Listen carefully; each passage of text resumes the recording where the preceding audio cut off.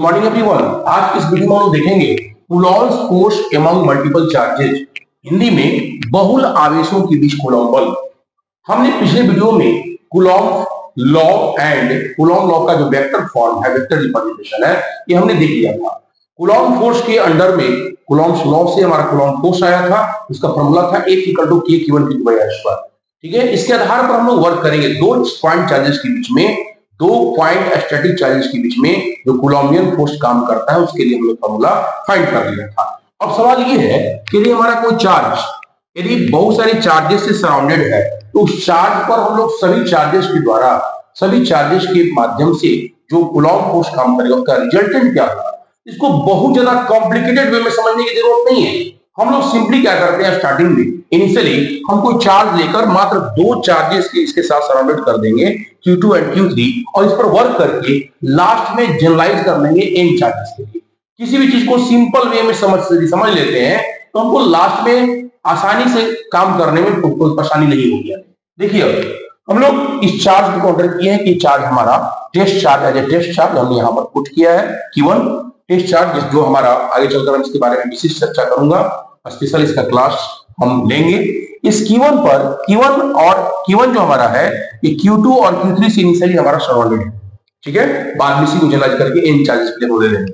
Q2 जो है हमारा, यहां से हम यहां देख रहे हैं, ये ओरिजिन है हमारा, ये ओरिजिन हमारा यहाँ Q2 प्लेस्ड है और यहां से ये Q3 प्लेस है। यदि हम लोग इस Q1 और Q2 के बीच में डिस्टेंस देखें तो R12 वेक्टर, इसको हम लोग डिस्प्लेसमेंट वेक्टर के फॉर्म दिखाया, R12 वेक्टर।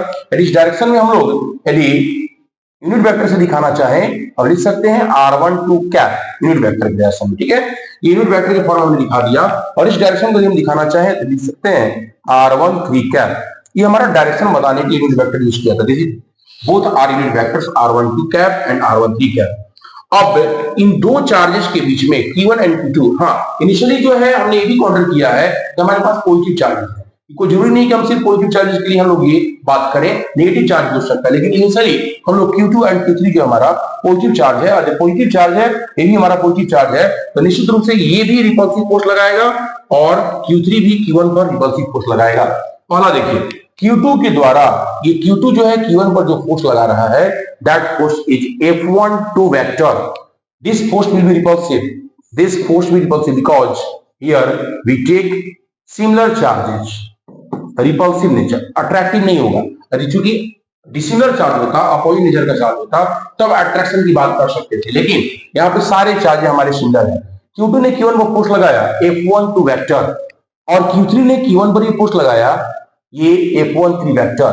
ये दोनों चार्जेस जो है Q1 पर फोर्स लगा रहे हैं, एक इस डायरेक्शन में F12 वेक्टर और इस डायरेक्शन में F13 वेक्टर। ये आप देख सकते हैं F13 वेक्टर। अब ये दो चार्जेस ने जो Q1 पर फोर्स लगाया, क्या इन दोनों का हम लोग रिजल्टेंट फाइंड कर सकते हैं? 11th क्लास का कॉन्सेप्ट जो पैरेललोग्राम लॉ आपने देखा था 11th क्लास में, वो पैरेललोग्राम लॉ हम यूज करके और साथ ही साथ बाय प्रिंसिपल ऑफ सुपरपोजिशन, इसके माध्यम से हम रिजल्टेंट फोर्स को फाइंड कर देंगे। This is your parallelogram. We take here, हमने क्या लिया यहाँ पर, इसको इस लाइन को बढ़ाया और यहां से इसको बढ़ाया, दोनों को मिलाए, एक पैरेललोग्राम हमारा यहाँ फॉर्म हुआ। This is your parallelogram. अब देखिए, इस पैरेललोग्राम में हमने देखा था कि जो डायगोनल है हमारा, ये डायगोनल क्या करता है, इन दोनों फोर्सेस का रिजल्टेंट बनाता है। F R vector is the resultant vector, ये रिजल्टेंट फोर्स, तो इन दोनों का हमारा रिजल्टेंट एफ आर जो डायगोनल थ्रू हमारा जा रहा है, इन दोनों एडजेसेंट हमारा साइड से पैरेललोग्राम का, और इन दोनों की जो इंटरसेक्टिंग पॉइंट है, यहां से क्रॉस करने वाला या पास करने वाला जो हमारा ये वेक्टर होगा, दिस रिप्रेजेंट्स रिजल्टेंट फोर्स, मतलब परिणामी बल को रिजल्टेंट फोर्स को बताएगा। अब इस रिजल्टेंट फोर्स को हम फाइंड करने के लिए पहले क्या करेंगे, पहले एट फर्स्ट हम देखते हैं कूलॉम लॉ से हम पहले F12 को फाइंड करते हैं। F12, this is your F12 vector. ये F12 वेक्टर क्या होगा हमारा, F12 from Coulomb's law K Q1 Q2 by R12 square. R12 square हमने लिखा है, मतलब इस डायरेक्शन में इन दोनों चार्जेस की जो डिस्टेंस हम लिए थे R12 लिए थे, तो हमने डिस्टेंस के लिए R12 स्क्वायर लिखा, और इस डायरेक्शन में जो यूनिट वेक्टर के रूप में वो दिखाना है तो लिखेंगे R12 कैप। यदि हमें इसको दूसरे फॉर्म में दिखाना है, जैसे पिछले क्लास में हमने देखा था, पिछले वीडियो में इसको इस तरह से रिप्रेजेंट किया था K Q1 Q2 by R12 cube, और ये R12 वेक्टर के फॉर्म में आया था। सिमिलरली हम लोग इसी तरह से Q3 के द्वारा Q1 पर जो चार्ज जो फोर्स लगा हमारा Q3 चार्ज के कारण Q1 पर जो फोर्स लगा उसको भी फाइंड कर सकते हैं F13 वेक्टर के फॉर्म में कि Q1 Q3 divide by R1 square, this distance is R13 और इस डायरेक्शन में हमने जो यूनिट वेक्टर लिया दैट इज R13 कैप। हम लिख सकते हैं कि Q1 Q3 divide by R13 का square, R13 cap this is your unit vector. और यदि हम इसको अदर फॉर्म में दिखाना चाहें वो भी दिखा सकते हैं कि Q1 Q3 Q1 Q3 this is your Q3 Q1 Q3 divide by R13 cube R13 vector के फॉर्म में। हम पिछले वीडियो में हमने दिखाया था इस फॉर्म में इसको दिखा सकते हैं। अब बाय प्रिंसिपल ऑफ सुपरपोजिशन क्या कहता है कि वेक्टर सम होगा जितने भी फोर्सेस काम कर रहे हैं, हमने F12 लिया या F13 लिया या इसके अलावा भी और जो फोर्सेस होते हैं अदर चार्जेस के कारण, इस सारे का जो वेक्टर सम होता है that is called that represent resultant force here. Fr vector equal to क्या लिख सकते हैं हम लोग F12 vector plus F13 vector.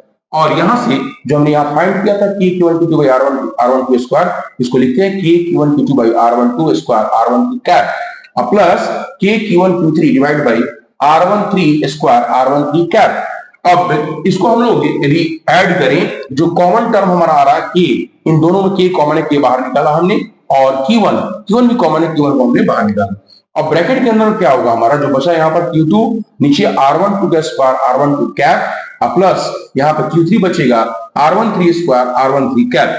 ठीक है, हम लोग इसके आधार पर लिख सकते हैं K Q1 और इसको जनरलाइज यदि हम लोग कर दें, यदि सिग्मा के फॉर्म में समेशन के फॉर्म में दिखाएं हम, तो यहाँ देखिए सिग्मा I इक्वल टू 2, हमने Q1 को तो कॉमन ले लिया, Q1 तो हमने स्टार्टिंग में जो चार्ज लिया था इसको हमने बाहर निकाल लिया है। स्टार्ट कहां से हो रहा है, फिर Q2 से स्टार्ट हो रहा है। Q2 के लिए हमने यहाँ पुट किया I इक्वल टू 2 से लेकर, हम चूंकि Q2 और Q3 चार्ज हमने लिया है तो I इक्वल टू 2 से लेकर I इक्वल टू 3 तक हम लिख सकते हैं यहाँ पर सिग्मा लगाकर QI यहाँ पे I इक्वल टू 2 पुट करें तो Q2 मिल जाएगा हमें, R1I इक्वल टू 2 पुट करें तो R12 मिल जाएगा, मतलब दिस टर्म हमारा यहाँ पर ही आ जाएगा। फिर R1I मतलब R12 कैप। ठीक है, सिग्मा लगा दिया हमने। यदि हम इसी चीज को n चार्जेस के लिए बात करें, मतलब ये जो हमारा चार्ज है, दिस चार्ज जो हमारा है Q1, यदि n चार्जेस से सराउंडेड हो, हमने तो Q2 और Q3 से दिखाया था इनिशियली, लेकिन अब n चार्जेस की यदि हम बात करें, बहुत सारे चार्ज हो सकते हैं इसके अराउंड, हम इधर भी चार्ज ले सकते हैं, इधर भी चार्ज, बहुत सारे चार्ज ले सकते हैं। तो हमारा Q3 है, जैसे Q4 आ सकता है, Q5 आ सकता है, इस तरह n चार्जेस हमारे आ सकते हैं। तो फॉर n चार्जेस इसी चीज को यदि हमको रिप्रेजेंट करना हो, Fr equal to K Q1 तो कॉमन होगा ही होगा, क्योंकि हमने Q1 पर ही फोर्स फाइंड किया है, Q1 पर ही हमने फोर्स देखा है, रिलेटेड फोर्स फाइंड करने जा रहे हैं, तो K Q1 तो रहेगा ही रहेगा। अब यहाँ पर I इक्वल टू 2 से लिख देंगे I इक्वल टू n तक, क्योंकि हमने n मल्टीपल चार्जेस के लिए हमने बात की है, तो 2 से स्टार्ट करेंगे और n तक जाएंगे, I इक्वल टू 2 से लेकर I इक्वल टू n तक। QI डिवाइड बाय, जैसे हमने यहाँ लिखा था QI R1I square R1I cap जो है वही हमने पुट किया, बस यहाँ पर I इक्वल टू 2 से लेकर I इक्वल टू n तक, क्योंकि n चार्जेस के हम देख रहे हैं। आशा करता हूं आज का लेक्चर आपको बहुत अच्छी तरह समझ में आया होगा। मिलते हैं नेक्स्ट वीडियो में। जय हिंद।